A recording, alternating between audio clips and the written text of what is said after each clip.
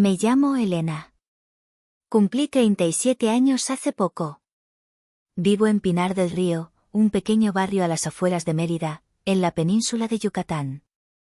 No es ruidoso, ni glamuroso, pero todo aquí me es familiar, me es mío. El aroma a pino que baja del monte, la tierra rojiza, el transporte público que pasa justo bajo mi ventana, la fachada de mi casa de 2 plantas con su reja de hierro forjado y una sensación inquietante: la vida sigue, pero lo hace sin mí.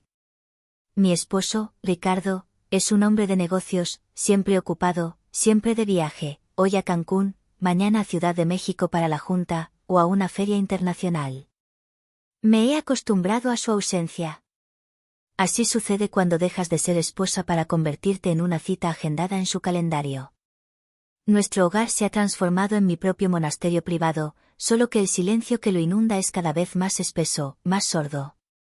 Alex, mi hijo de mi primer matrimonio, vive con nosotros. Está a punto de cumplir 17. Es alto, delgado, con esa quietud pensativa de la adolescencia tardía. Habla poco, pero cuando lo hace, sus ojos oscuros miran directo, sin la menor falsedad. Hace tiempo que dejó de ser un niño, y lo siento en el aire. En esos instantes, un escalofrío me recorre la espalda, como si el tiempo jugara a las escondidas y yo, irremediablemente, estuviera perdiendo. Un fin de semana, Ricardo volvió a cancelar su viaje de negocios de última hora por un conflicto de agenda, siempre por trabajo, y me encontré buscando desesperadamente una vía de escape.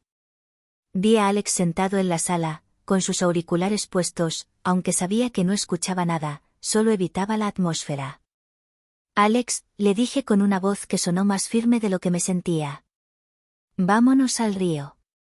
Hará calor, caminaremos un poco. Simplemente asintió.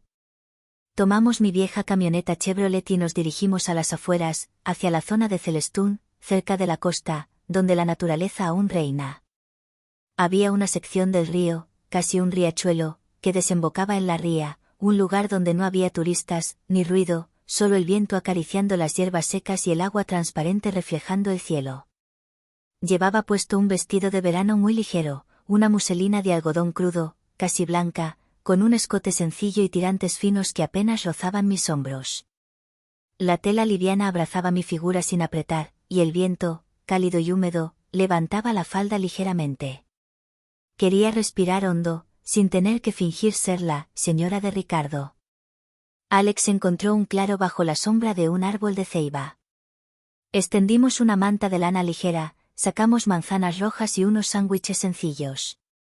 Me quité mis sandalias de cuero marrón, que ya estaban gastadas, y me tendí boca arriba, cerrando los ojos. El sol se sentía placentero sobre mi piel. Un silencio absoluto se instaló en mi cabeza, un espacio vacío de pensamientos.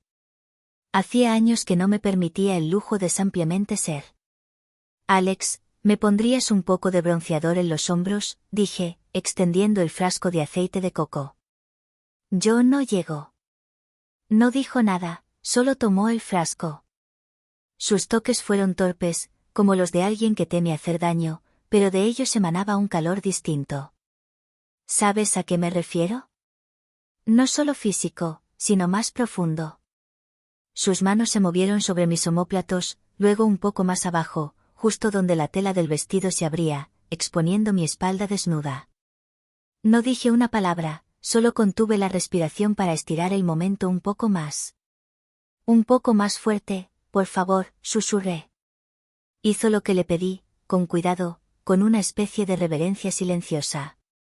Y en ese instante, todo se sintió correcto, sorprendentemente vivo. No pensé en nada malo, solo sentí como alguien de repente recordaba que yo era mujer, no solo mamá o esposa, sino una mujer con piel, con aliento, con calor. No vi pecado en ello, solo una profunda nostalgia de atención. Nos quedamos en silencio, escuchando el murmullo del río, como si el agua pudiera decirnos lo que temíamos nombrar. El camino de regreso fue igual de silencioso. Alex iba a mi lado, con sus auriculares puestos, pero yo sabía que no escuchaba música. Él pensaba, y yo pensaba. Miraba por la ventanilla y no recordaba sus manos, sino su mirada. Sin juzgar, sin miedo. Solo miraba. Cuando llegamos a casa, tardé en conciliar el sueño. Una idea rondaba mi mente: ¿por qué me siento tan en paz después de este día? Desde aquel viaje al río, algo en la casa se había movido. Imperceptiblemente, pero tangiblemente, como ese viento que no ves, pero sientes en la piel. Ricardo regresó tarde el sábado por la noche, agotado, con la camisa arrugada y una mirada pesada. Arrojó su maletín de cuero cerca de la entrada y se encogió de hombros. Tuvieron que posponerlo todo de nuevo. Estoy muerto. Luego, pasó junto a mí directo al baño, sin rozarme, sin un beso en la mejilla. Solo el rastro de polvo de carretera y café amargo quedó tras él. Lo miré irse como a un desconocido. Alex estaba en la sala en ese momento, deslizando el dedo sin sentido por la pantalla de su móvil. Cuando su padre entró, ni siquiera levantó la cabeza. Entre ellos existía una frialdad que ninguno tenía intención de derretir. Me cambié. Me puse mi camisón de noche, una tela beige muy fina, con tirantes de seda y un encaje delicado en el escote. Me hacía sentir no tanto sensual como viva. Como si la tela me recordara: aún eres mujer, no un mueble, ni una función. Alex lo notó. Su mirada se deslizó fugazmente, pero la capté. Se detuvo en mis caderas. Buenas noches, dije al pasar. Buenas noches, respondió él, en voz baja. Esa noche, Ricardo se durmió de inmediato, secamente, sin palabras. Su cuerpo me dio la espalda. Yo me quedé despierta a su lado, escuchando su ronquido pesado, y pensando en Alex, en sus dedos, en su silencio, en su mirada y en por qué yo ya no podía desviar la mía. Me desperté temprano. Era domingo, y la casa seguía sumida en el pesado sueño de Ricardo. Me puse una bata corta, de algodón blanco, ligeramente transparente a contraluz, con un cinturón de seda que, para mi fastidio, no dejaba de desatarse. Llevaba el cabello suelto, sin maquillaje. Simplemente yo. Mientras ponía la tetera a calentar, sentí un movimiento a mis espaldas. Me giré. Era Alex. Estaba descalzo, en una camiseta gris holgada y unos pantalones de deporte. Tenía el cabello revuelto, los ojos aún soñolientos. Buenos días, mamá, dijo. Pero sonó diferente, con una cadencia nueva, no como antes. Buenos días, respondí, dando un sorbo a mi taza. Se acercó, deteniéndose justo enfrente de mí. Sentí como su mirada se deslizaba por la línea de mi cuello, mis clavículas, donde la bata se abría ligeramente. Mi corazón latió con una torpeza nerviosa. Fingí buscar el azúcar, mordiéndome el labio inferior. Mamá, eres hermosa, soltó de repente. Las palabras quedaron suspendidas entre nosotros, como el vapor sobre el té hirviendo. No supe cómo reaccionar. Es mi hijo, al fin y al cabo. Pero había algo más en esas palabras que un simple cumplido. Gracias, susurré, mirando por la ventana. En la distancia, un perro ladraba. El día transcurrió extraño, tenso. Me descubrí ajustando el cinturón de mi bata con más frecuencia de lo normal, y mirando demasiado tiempo sus manos. Mientras tanto, Ricardo seguía sin notar ni a su esposa ni a su hijastro, solo existía en su portátil, sus gráficos y sus llamadas. Parecía desvanecerse, a punto de desaparecer por completo de nuestras vidas. Por la tarde, Ricardo anunció: mañana me voy de viaje de negocios. Una semana en Monterrey. Asentí, como si fuera lo más predecible del mundo. Alex no dijo nada, pero noté cómo sus hombros se relajaron, como si hubiera estado esperando ese anuncio. Esa noche, decidí lavar a mano mi ropa interior delicada. El baño era pequeño, íntimo. Me quité la bata. Solo llevaba puesto un conjunto de encaje azul pálido, un regalo que me hice a mí misma por mi cumpleaños. Nadie lo había visto, y nadie debía verlo. Estaba inclinada sobre el pequeño lavabo, concentrada en el agua, cuando oí pasos. Me giré. Era Alex. Se quedó paralizado en la entrada. Sus ojos eran como los de un pájaro atrapado. Lo siento, susurró, pero no se movió. Solo me miró. No me tapé, no grité, simplemente le devolví la mirada. Y en ese momento, existió algo inexplicablemente magnético, sí, aterrador, pero sobre todo vivo. Se quedó quieto, con la mirada fija, y luego, como en un trance, se acercó y extendió una toalla. «Has salpicado», dijo, señalando un pequeño charco cerca del borde del lavabo. «Gracias», respondí. Nuestros dedos se entrelazaron más tiempo del necesario al pasarme la toalla. No retiré la mano. Cuando Ricardo se fue, la casa pareció exhalar. El aire mismo se sintió diferente, cálido, denso, como en un baño de vapor. Todo lo que normalmente se reprimía, las miradas, las palabras, los gestos, ahora parecía posible, permisible, o quizás ampliamente inevitable. Me desperté de madrugada y caminé descalza sobre el frío suelo de baldosas. Llevaba puesto un conjunto ligero, shorts cortos de satén y una camiseta de tirantes que dejaba entrever ligeramente el escote. Era ropa para mí, no para nadie más. Pero esa semana comencé a sentir que alguien me estaba mirando. Alex ya estaba en la cocina, preparando café. Estaba sin camisa, solo en shorts de casa, con el pelo mojado. Mi hijo, pero ya no un niño. Casi un hombre. «Buenos días, mamá», dijo, sin apartar los ojos de mí. «Buenos días», asentí, sintiendo como la tela fina se adhería a mi piel por el calor. Me giré hacia el fregadero, fingiendo buscar un vaso, pero sabía que él me observaba. «¿Quieres café?», preguntó. Me di la vuelta. Sus ojos estaban por debajo de mi rostro. Mi voz tembló un poco, «Sí, solo con leche». Puso la taza delante de mí y de repente, casi como una broma, deslizó un dedo por mi hombro. «Tienes la piel de gallina». Lo miré demasiado tiempo, demasiado de cerca. «Debe ser una corriente de aire», murmuré. Durante todo el día, apenas se separó de mí. Cuando fregué el suelo, me sostuvo el cubo. Cuando tendí la ropa, se quedó a mi lado. Y en cada mirada, en cada gesto, había una insinuación que no se podía nombrar, pero que era imposible ignorar. Por la noche, puse una película antigua, romántica, llena de atmósfera. Otoño en Manhattan. Me acurruqué en el sofá con mi vieja bata de felpa sobre el cuerpo desnudo. Llegó más tarde con una manta, se sentó a mi lado y nos cubrió a los dos. «Mamá, hueles a crema, como cuando era niño», dijo en voz baja, casi en mi oído. «Es solo lavanda», susurré, sintiendo como su cadera rozaba la mía. No se apartó. Yo tampoco lo hice. La película seguía, pero yo no la veía. Sentía su respiración, el movimiento de su pecho, la palma de su mano demasiado cerca de mi muslo. «¿Echas de menos a papá?», preguntó de repente.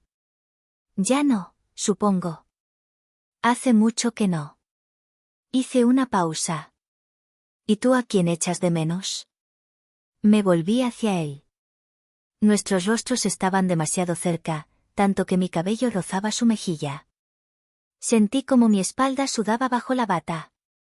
No por el calor, sino por la tensión. «A mí misma», dije. «Me echo de menos a mí, Alex».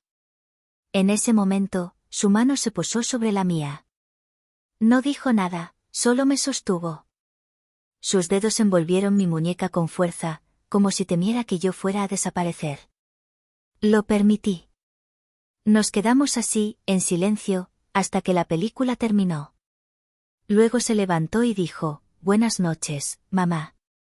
Pero antes de irse, se detuvo en la puerta. «Eres la mujer más bella que conozco», exhaló y desapareció por el pasillo. Me quedé sentada en el sofá, abrazándome a mí misma. Solo llevaba la bata, nada debajo, y sentía como mi piel ardía por su mirada, incluso a través de las paredes. Esa noche no dormí. Lo oí levantarse para beber agua, oí cómo se detenía en la puerta de mi habitación. Casi esperaba que llamara, pero no lo hizo. Y yo no sabía que quería más, que entrara o que nunca se atreviera. Al día siguiente, el calor era opresivo, como si estuviéramos en pleno julio, a pesar de que ya era mediados de septiembre.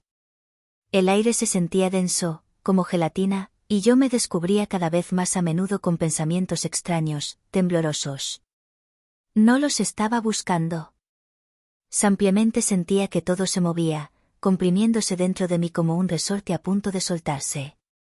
Alex estaba sentado en la mesa de la cocina, solo con sus shorts deportivos, leyendo algo en su móvil. Yo lavaba los platos, llevando un top corto que dejaba la espalda al descubierto y una falda ajustada de cremallera que había puesto sin ropa interior, simplemente porque hacía demasiado calor. Todo se pegaba a mi cuerpo, todo se sentía demasiado intenso. Mientras me estiraba para alcanzar la toalla de cocina, él dijo de pronto: «Tienes la espalda bronceada de forma hermosa. Justo aquí». Y pasó su dedo justo por encima de mi cintura. Me sobresalté, no por el toque en sí, sino porque no quería que retirara la mano. Pero lo hizo.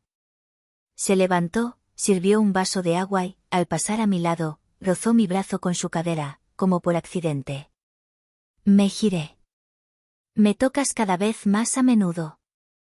No apartó la mirada. «¿Y tú no te opones?» Silencio. Una trampa. ¿Quién parpadearía primero? No parpadeé. Miré fijamente sus ojos y no sabía quién era yo. Madre, mujer, solo un cuerpo, o todo a la vez.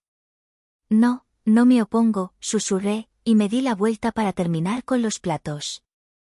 Esa misma tarde, me propuso volver al río. Primero dudé, luego acepté. Conducimos hasta el lugar. Ya era casi el atardecer, y el agua reflejaba el sol como mercurio líquido. Me puse un traje de baño negro, de una sola pieza, de cuello alto pero con la espalda abierta. Era un modelo antiguo de Playa del Carmen. En otra época, me había sentido como una chica con él. Hoy, sentía como la tela se ajustaba a mi cuerpo, como su mirada se deslizaba por mi cintura, por mis piernas. No hablamos, simplemente entramos en el agua. Estaba cálida, casi pegajosa. Yo nadé lentamente, sintiendo su presencia cerca, a veces demasiado cerca. «Mamá, ¿puedo abrazarte?» «Solo, bueno». Su voz tembló. Me giré. Él estaba justo a mi lado. En el agua, todo parecía ralentizarse. Su pecho casi tocaba el mío. «¿Para qué?», pregunté en voz baja. «Porque no puedo seguir guardándolo dentro». Y me abrazó. Sencillamente fuerte, como si yo fuera su única isla. Apoyé mi mejilla contra su hombro, respirando su piel, sintiendo el latido de su corazón. Sus manos se deslizaron por mi espalda, hasta el borde del traje de baño. No lo detuve.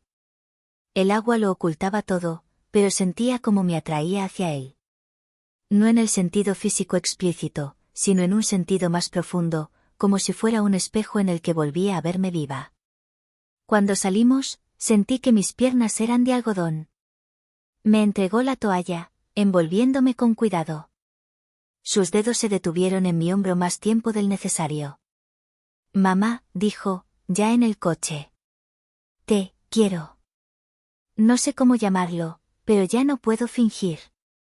Me quedé en silencio mucho rato, luego exhalé. Yo tampoco puedo seguir fingiendo. Viajamos el resto del camino en silencio. En la curva antes de llegar a casa, puse mis manos sobre su muslo.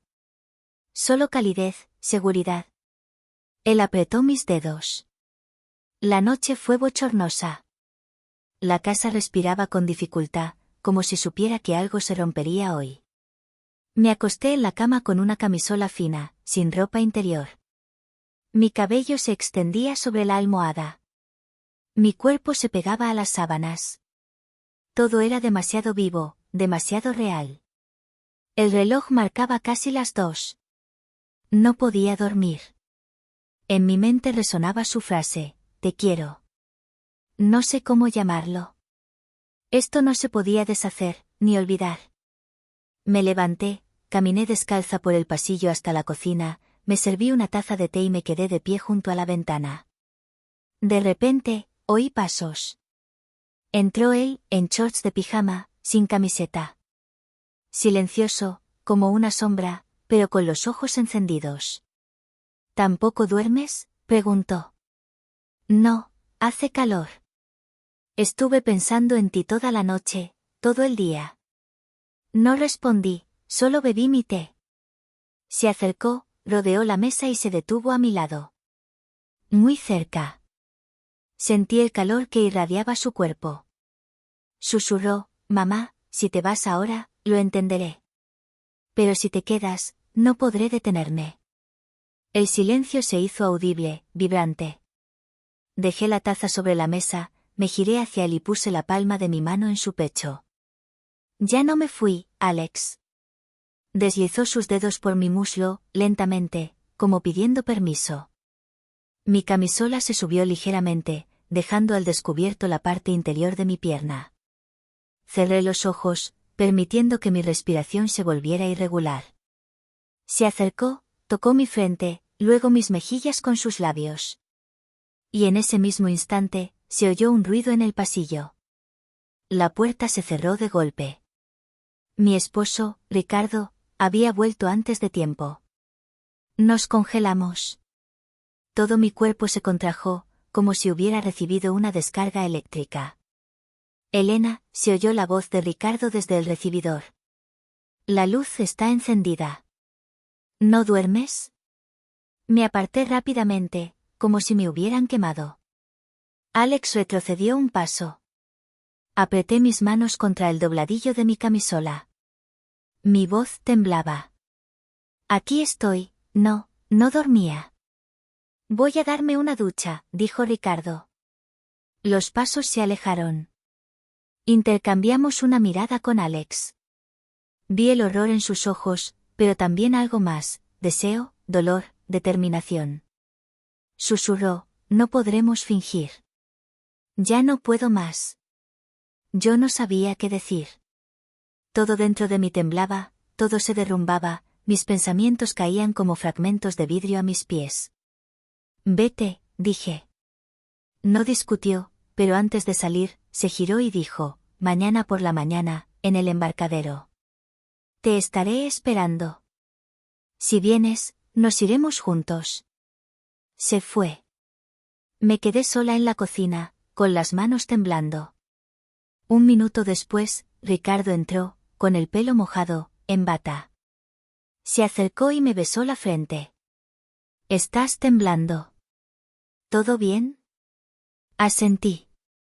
La mentira era amarga, pero necesaria. Cuando me acosté a su lado, me abrazó por primera vez en muchos meses. Pero ese abrazo era muerto, como si un extraño hubiera puesto la mano en mi hombro. Miré al techo, conté mis respiraciones, esperando el amanecer. La mañana llegó envuelta en una niebla densa sobre el río. Era una bruma que parecía absorber el sonido, haciendo que el mundo se sintiera irreal, contenido. El aire olía a agua estancada, a barro y a la salinidad lejana de la costa de Celestún. Yo yacía en la cama junto a Ricardo, sintiendo la pesadez muerta de su brazo sobre mi cintura. Dormía profundamente, con el aliento uniforme. Me levanté con el primer rayo de luz que apenas lograba penetrar la cortina. Mis movimientos eran metódicos, casi robóticos. Me puse un par de jeans oscuros, gastados, y una camisa de lino blanco que me quedaba un poco grande. La abotoné despacio, sintiendo la tela fresca sobre mi piel caliente. En un momento de impulso, cogí las sandalias de cuero que usé el día que fuimos al río, el día que todo comenzó a cambiar. No me maquillé. Solo me recogí el cabello en una cola de caballo baja. Necesitaba enfrentar la realidad desnuda, sin adornos. Ricardo ni siquiera se movió cuando salí de la habitación. Era un fantasma en su propio hogar. Me dirigí a la cocina. La luz gris de la mañana entraba por la ventana. Todo estaba exactamente como lo habíamos dejado anoche, la taza de té a medio beber en la mesa, el azucarero abierto. El escenario de mi fracaso. Me senté en la silla donde Alex había estado de pie, sentí el lugar donde su calor había irradiado. Podía revivir cada palabra, cada susurro, la presión de su mano en mi pecho. Si te quedas, no podré detenerme. Y mi respuesta, ya no me fui. Pero me fui. Huí, me refugié en la cama con mi esposo, buscando la normalidad que ya no existía. La decisión no era entre Alex y Ricardo, la decisión era entre mi vida vieja y segura, aunque vacía, y un abismo aterrador lleno de verdad viva. Me levanté y tomé las llaves de la camioneta. Escribí una nota corta para Ricardo, algo trivial, sobre que salía a comprar pan. Una mentira fácil, que él aceptaría sin preguntas, si es que alguna vez se molestaba en leerla. Conduje lentamente por la carretera hacia el embarcadero. El sol aún estaba oculto, y la niebla hacía que el camino fuera solitario y misterioso. Yo sentía que no era mi camioneta, ni mi carretera, sino un vehículo hacia un destino inevitable.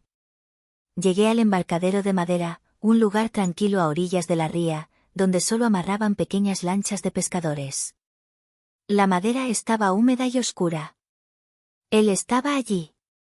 Alex estaba de pie en el extremo de la pasarela de madera, con una vieja chaqueta de mezclilla y una mochila gris colgada sobre sus hombros. Parecía inmensamente solo contra el lienzo gris del amanecer. Lo vi de lejos. Estaba mirando en mi dirección. Apagué el motor. Me quedé un momento, agarrando el volante con tanta fuerza que mis nudillos se pusieron blancos. Abrí la puerta y salí. El sonido del chirrido de la vieja puerta de la camioneta rompió el silencio como un disparo. Caminé hacia él. Un paso, dos. Me detuve.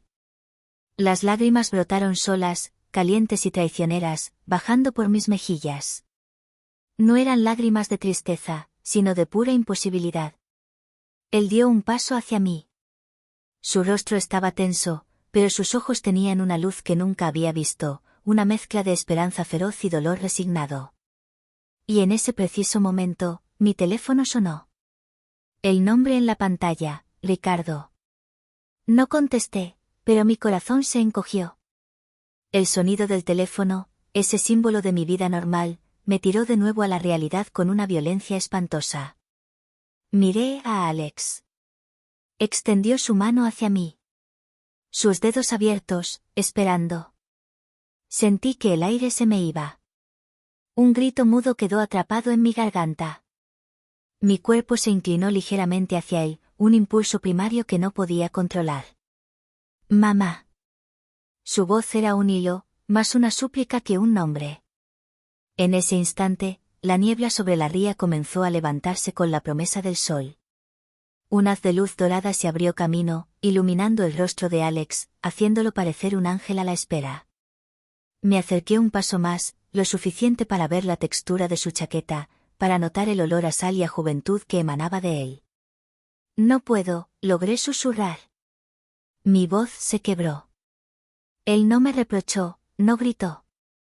La luz en sus ojos se apagó, dejando solo la oscuridad de la decepción. Sus manos se cerraron lentamente. Yo sabía que no vendrías, dijo, pero no sonaba a resentimiento, sino a una vieja certeza. No es por él, dije, señalando el teléfono, que acababa de silenciarse. Es por todo. Por mí. ¿Y te vas a quedar aquí, esperando que las cosas cambien? Sabes que no lo harán. No puedo. No puedo arrastrarte. Eres demasiado joven para empezar una vida huyendo.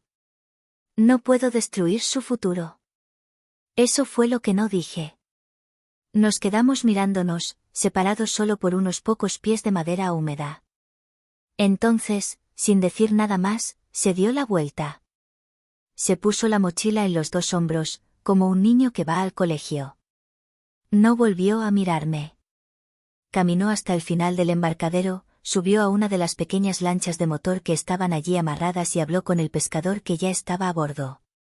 Un breve intercambio de palabras, un billete de banco. Alex se sentó en la proa. El motor arrancó con un ruido ahogado.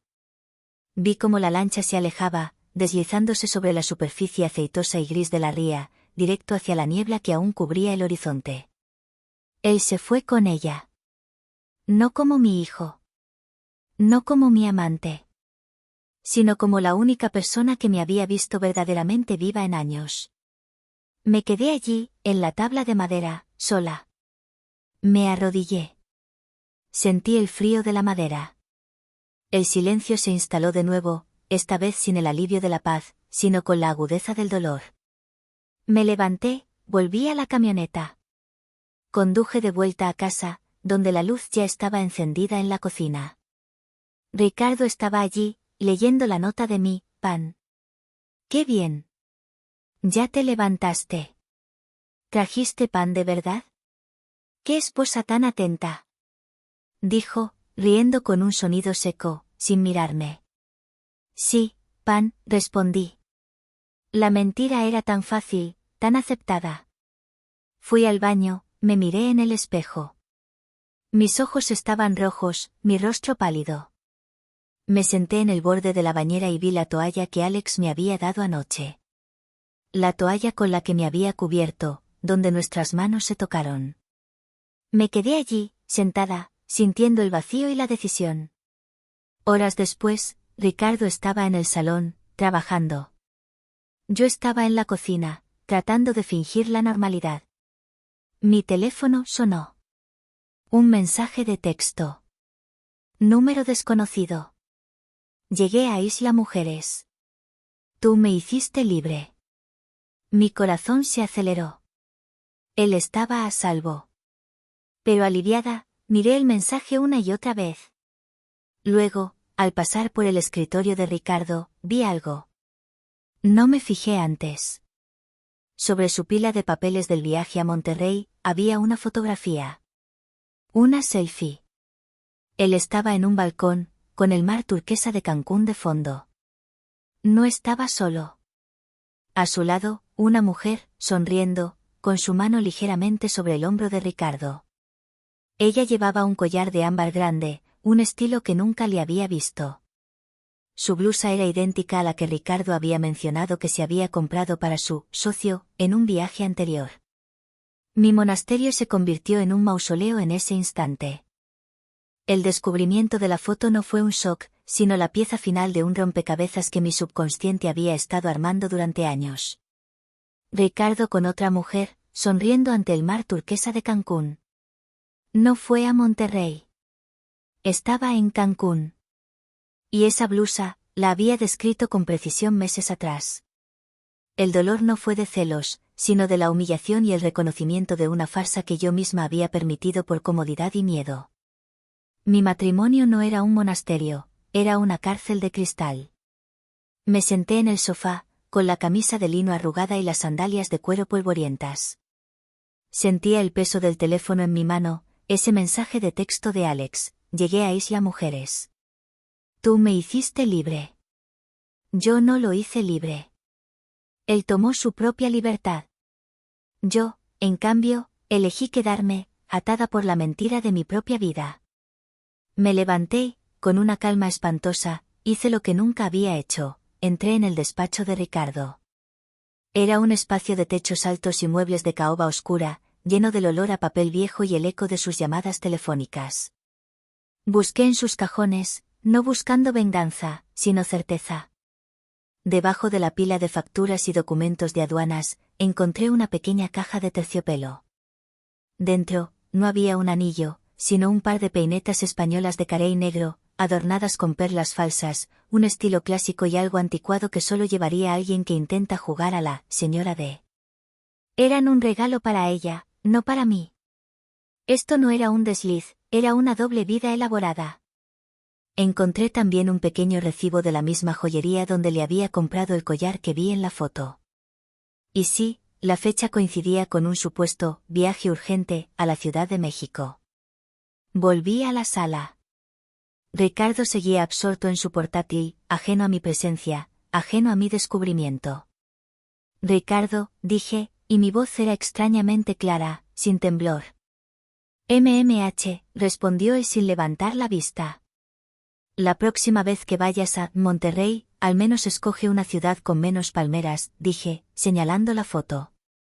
Él se congeló. Su rostro, habitualmente impasible, se descompuso en una mezcla de miedo y rabia. Cerró el portátil de golpe. Elena, ¿qué estás haciendo? Me quité la camisa de lino y la dejé caer sobre el respaldo del sofá. Quedé con una camiseta de tirantes ajustada de seda gris oscura y mis jeans viejos. Me sentí ligera. Me estoy liberando, respondí. Y no es la playa de Cancún. Es Celestún, Ricardo. O la ría. Es donde la gente se siente viva. Él intentó levantarse, su mirada recorriendo mi figura, una mujer que había ignorado durante años, con un súbito deseo de posesión. No seas ridícula. Es solo un malentendido. ¿Vas a destruir nuestro futuro por una tontería? ¿Nuestro futuro? Nuestro futuro es esta casa vacía y tu olor a café y carretera, dije. Tú tienes tu doble vida. Yo elegí no seguir la mía. Me acerqué a mi bolso.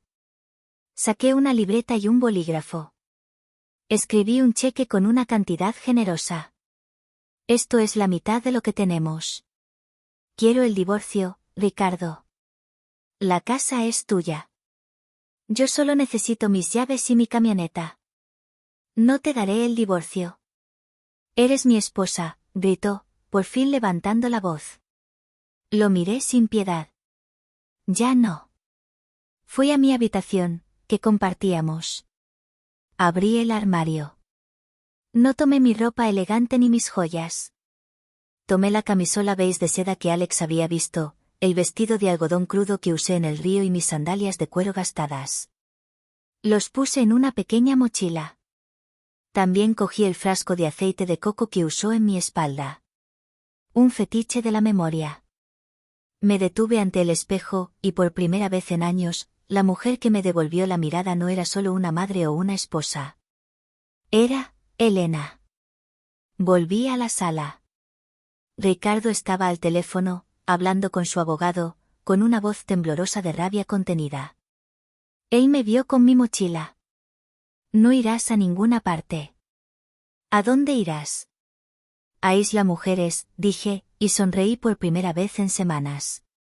Salí de la casa, sintiendo que cada paso sobre las baldosas era un adiós definitivo a mi vida anterior. El sol ya estaba alto, quemando la niebla, prometiendo un día brillante. Me subí a la vieja camioneta. Antes de arrancar, busqué el número de Alex. Era la primera vez que lo llamaba a su móvil personal. Un tono. 2 tonos. Contestó. ¿Mamá? Su voz era cautelosa, llena de una esperanza que intentaba ocultar. Ya no soy la señora de Ricardo, Alex. Y me gusta la lavanda. Pero el mar huele mejor. Hubo un largo silencio al otro lado. Luego, una risa ahogada, llena de alivio y una alegría que me hizo sentir luz. Mamá, dijo, sabía que vendrías. Estoy en el faro. Te estoy esperando, Elena. Arrancó la camioneta. Pisé el acelerador y me dirigí hacia la costa, dejando atrás la casa, los pinos, el silencio, y la mujer que fui. La vida se abría ante mí como el mar Caribe. El peligro, la incertidumbre, y la libertad eran una sola cosa, un horizonte azul e infinito. Yo sabía que lo que me esperaba con Alex no era una relación de madre-hijo, en el sentido tradicional, ni de pareja, en el sentido cómodo. Sería algo nuevo, arriesgado, algo que no tenía nombre. Pero por primera vez, yo era la dueña de la historia, y la próxima página se escribiría en la arena blanca de Isla Mujeres. ¿Continuará? El destino de Elena y Alex en las playas de Quintana Roo, en capítulo 6, las olas de la ría.